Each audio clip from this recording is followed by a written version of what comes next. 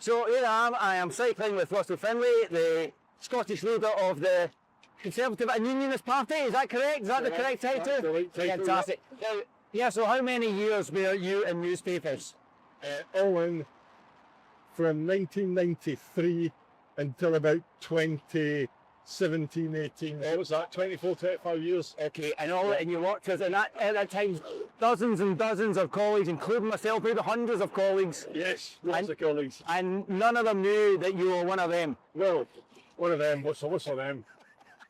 A Tory. They always knew I was sensible.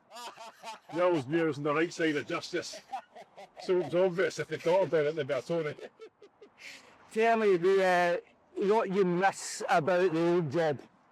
I miss I think you're fortunate and I'm fortunate to have worked in newspapers in Scotland during the time when they were hugely exciting, dynamic, profitable. They were a force for good. They were part of the fabric of society. They formed opinion, they shaped opinion, and they found out what was going on. They had such an amazing power influence. And with that came, they were full of people who wanted to make a difference, people who were smart, people who were curious, people who worked hard, and entertaining. I mean, the amount of stories that you heard like couldn't be published. Now, like you, Russell, we're going to take a right turn up here. Yeah.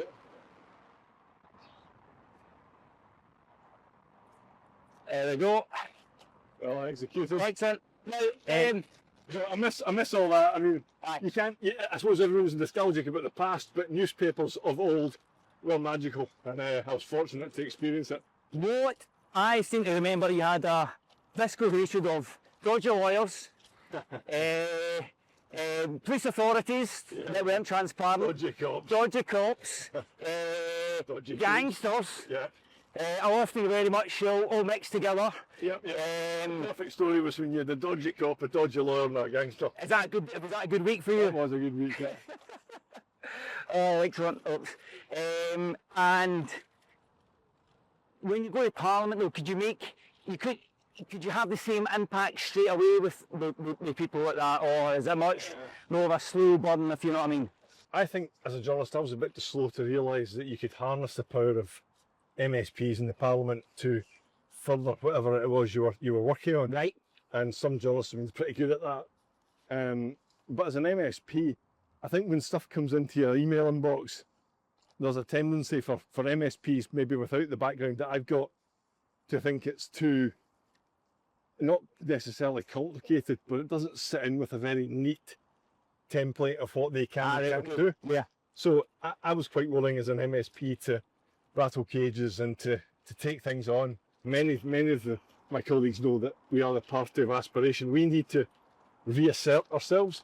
We've allowed our opponents to define us for too long. Right. So Labour were very effective throughout my formative years of making out the evil Tories were responsible for everything. Everything. Yep. And all society's ills. Yeah, and the SNP have taken that and amplified it and been even more ruthless with it.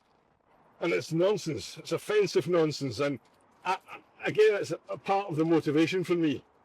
How dare they try and define me and people like me as being somehow unacceptable, or even worse, not even Scottish in some way? I mean, who do they think they are? Yeah. I think I've always been a little bit indignant and thrown, and if somebody's wanting to go, well, bring it on. I think people find this, they see me now and assume that I've always been visible.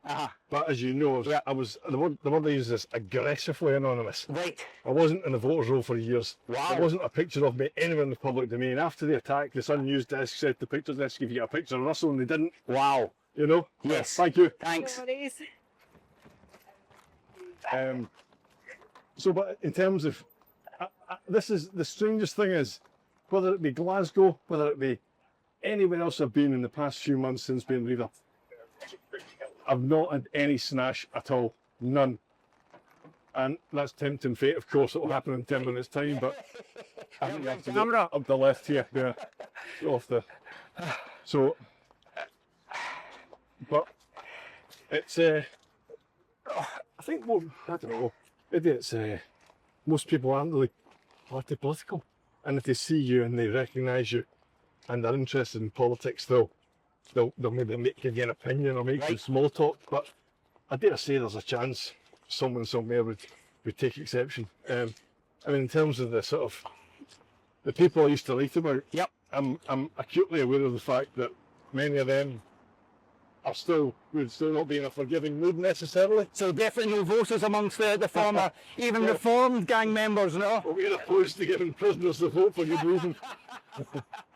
Okay, so not much of a will to go for there, to dig a mind for there. I think though, see the organised criminals who I wrote about, I think the ones who take a step back and are a bit rational about it, they'll know what they ought to know. It's never personal.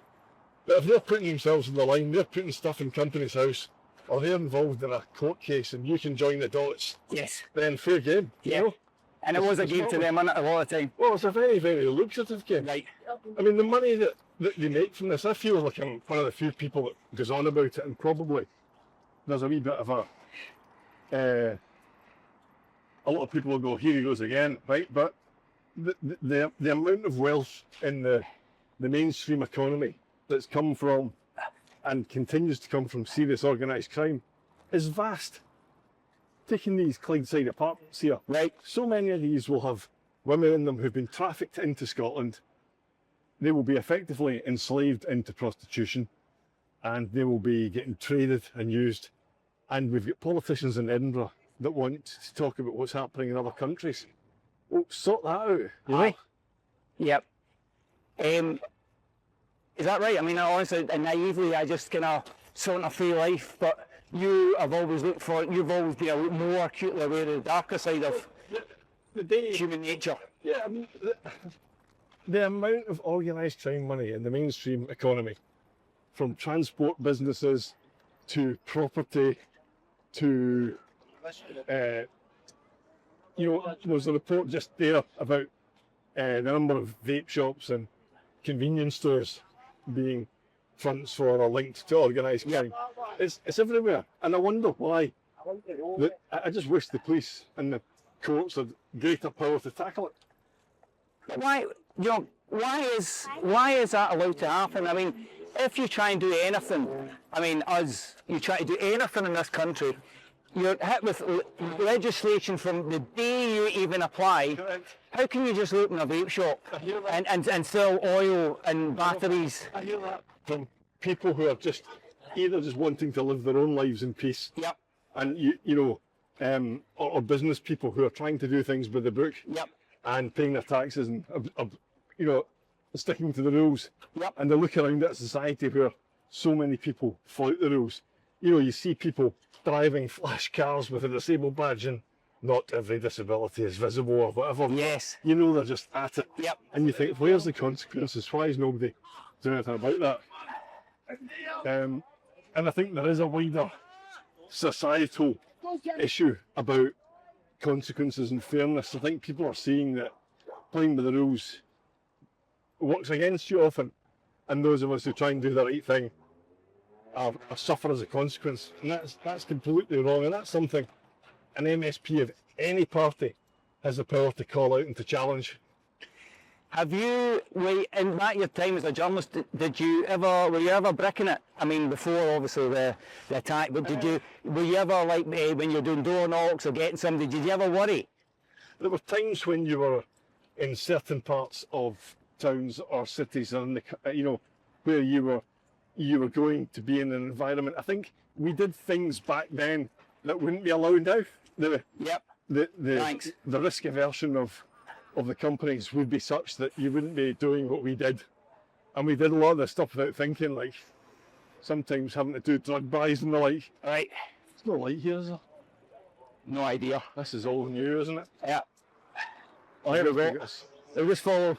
Yeah, follow this young gentleman who I'm quite sure that's a legal bike, given that Yes, it's yes. just a bloody moped. Yeah, and he's not peddling. Okay, Yeah, fine. that's another thing. Yeah. If there's one thing in our manifesto, not one thing, but something in our manifesto is stop and seize these bikes.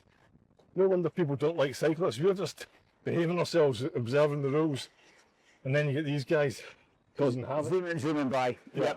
Yep. So I take it after, being nervous about in certain areas, you know, any any stuff in Holyrood is nothing compared to that there, I take it. No, it's a different kind of thing.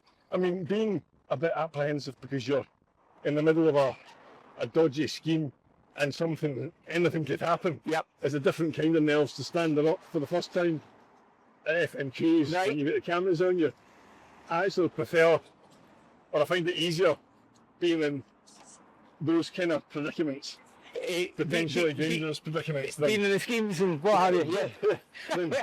I think most people, if you ask people what they don't like are a fear, to identify a fear, public speaking comes up very, very high, doesn't it? And usually that's probably enough to terrify most folks. Before the incident, did you ever have anything that came close to that? Yeah, I mean, there was, the police had come to me on a couple of occasions to give me formal warnings of the potential threat against me. Yep. And you have to take it seriously. Yeah. Although actually there's very little you can do. Right. Apart from sort of be Right. more, Aware. just be a little bit more aware of where you go Which way is? in your surroundings. Let's go Right, left. left actually, yeah. Okay. So I think that is, and there was, no, I don't think there was any actual incident. There was times when I was at doors and people reacted badly, Right. but you didn't hang about. You know? Okay. There's no point in hanging about and provoking people. We'll go by this fella. Yep. Even for the stinks. It's absolutely jumping, you know it? And then obviously the incident itself, I mean, you've talked about it, but and it's always a way you describe yourself, I think you're a victim of crime, so you can speak with absolute empathy when so many other people come to you and say, you know, so am I, and this happened, and I was failed in this way, I was failed in that way. You had a kind of similar experience. Yeah, no, it is. It does give you, I think, as a journalist, I did a lot around the way in which the justice system in particular Yep. mistreated victims of serious crime, and then to live and breathe it in a really extreme way. So having been subject to such a remarkable and horrific thing, and then to be stuck in this slow motion, weird, self-serving justice system. And so therefore, when people do come to me and they've suffered or suffering in a similar way, I know exactly how they feel. And I love to be able to help, even just to make a small difference. Yeah. I mean, there was a case recently where a woman had been raped, and she learned that her alleged rapist had vanished. A suicide note had been found in his car at a beauty spot in the Highlands, and she knew, as I suspected, that this guy had faked it. And she had further evidence to cause her to be suspicious. So she, as a victim of rape, the whole trial was therefore on ice, and he was subject of a missing person investigation by the police. And they put into the public domain, this guy was missing, right?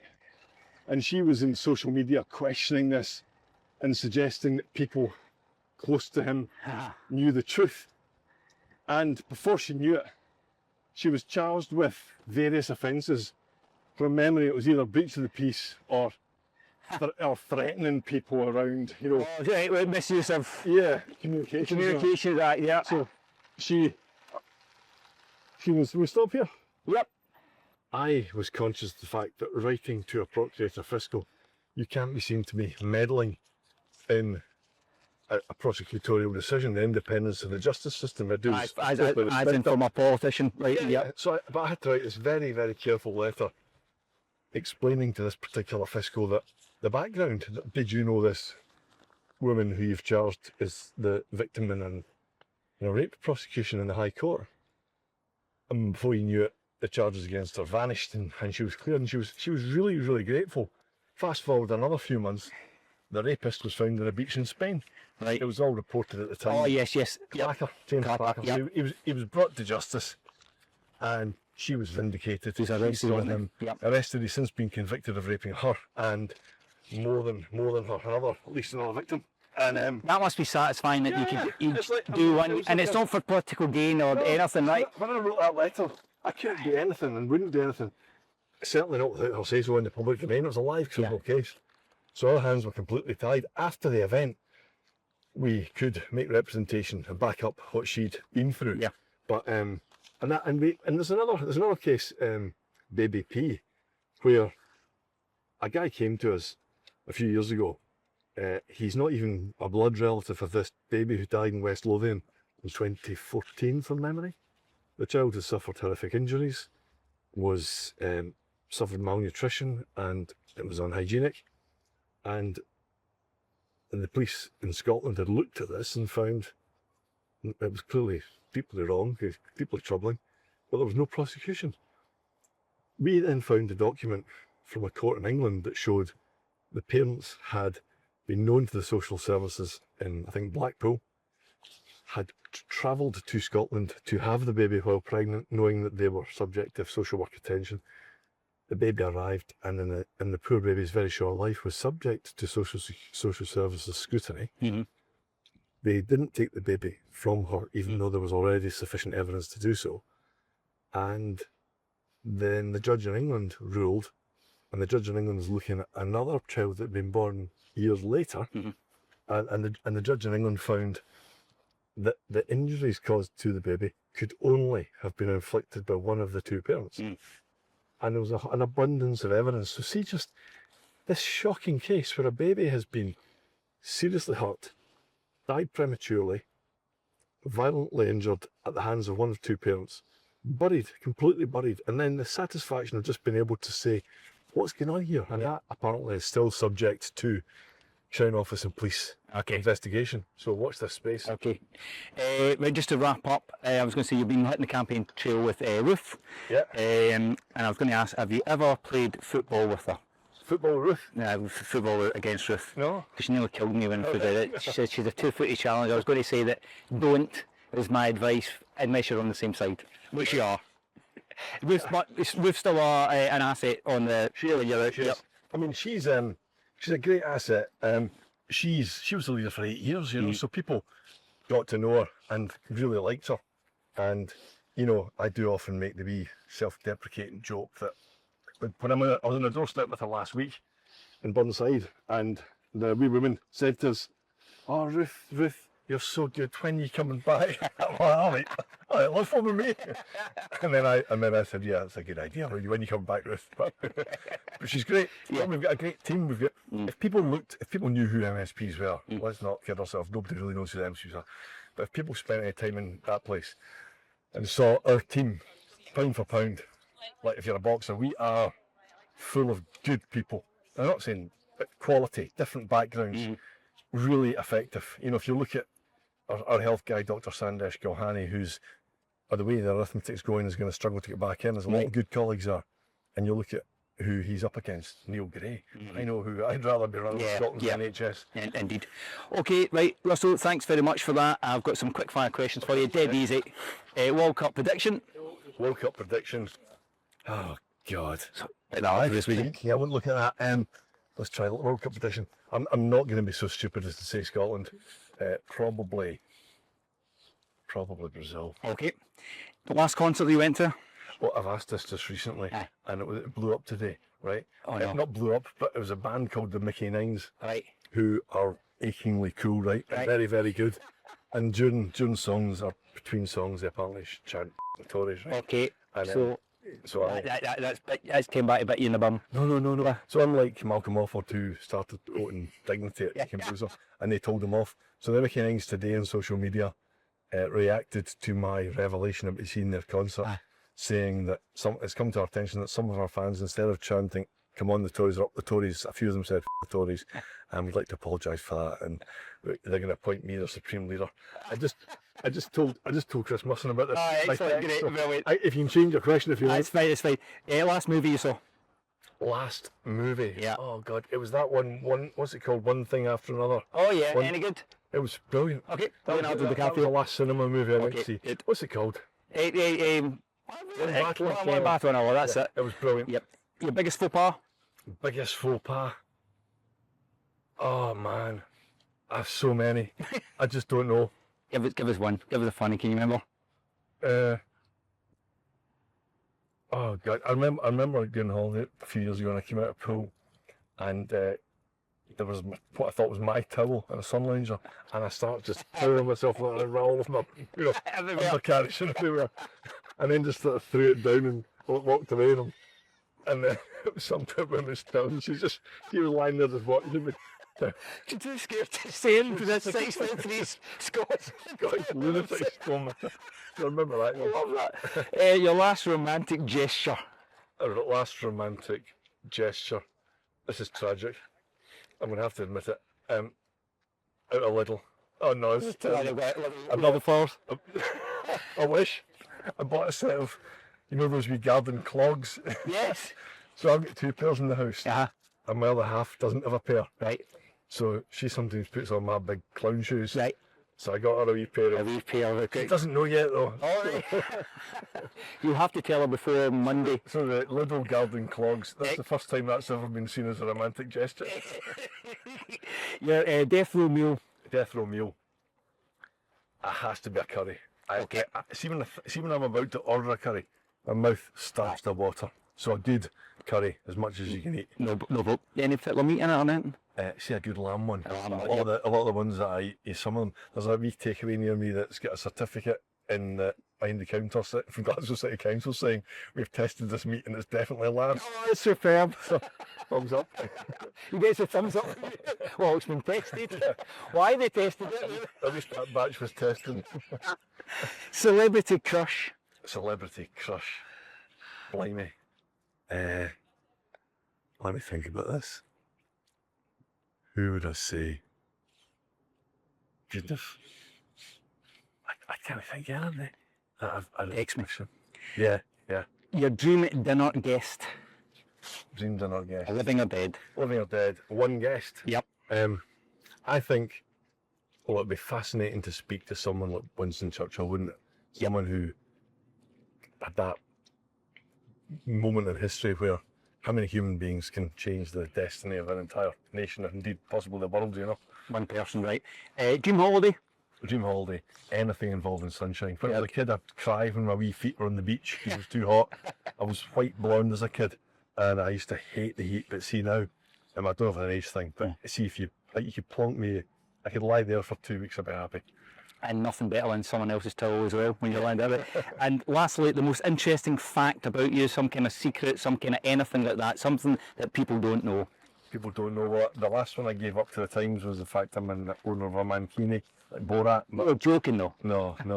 How did that come out? That was when my daughter was a teenager, and I think I bought one for a laugh, and so I wound her up that I'd maybe Wear it. put us on holiday, and then Dad joke. and I did. So we were on the beach. She was about 13. No, she was that's at not that right. age. I know, but hold on, I didn't go full Borat. Right. I had it on under my t-shirt and my shorts, Right. and I put my t-shirt off, Aye. and you could see the lime green straps. And at that point, she physically assaulted me. Excellent. Aye, she let him tell these Spanish fans here what the hell's going on over there. And I made her. You dare, Dad. I made her take a pic. I made her stand for a picture on condition if she didn't stand for a picture, I'd take the shorts off as well. Nice one. And the picture of her face is like Fantastic. thunder. You ever thought this of a voting tactic? Missus, if you don't give me your vote, these shorts are coming off. But in terms of an unknown fact, I don't know. That's a pretty good one. I like that. But it's maybe Okay. when I was 17, me and my pal hitchhiked to France to pick melons one summer. And It just sounds wrong. I know. So 2 boys from Glasgow hitchhiking at the start of the M8. It took us about 3 days because we didn't really appreciate that nobody's going to pick up 2 young guys, right? We got to this melon place in the middle of south of France. I don't even know, pre-internet, I don't know how we found this job. And we spent weeks back-breaking work. All I can say is, Monceau, I planned a melon, my bucket's full of melons. They had to shout that when the guy had to go and tip them into the tractor. And then, having done so, on the way home, we both had a pact, right, we'll hitchhike separately. And we got home in like a day and a bit. It's magical. But then when we both got home, neither of us could phone the other's house because it was a day of landlines. Because if one mother got a phone call saying, is Russell there? Or is Mark there? What have you done to him? Where is it? The panic. And tell me, have you ever had melons since? I know how to tell a firm juicy from apple. just by touch and scent.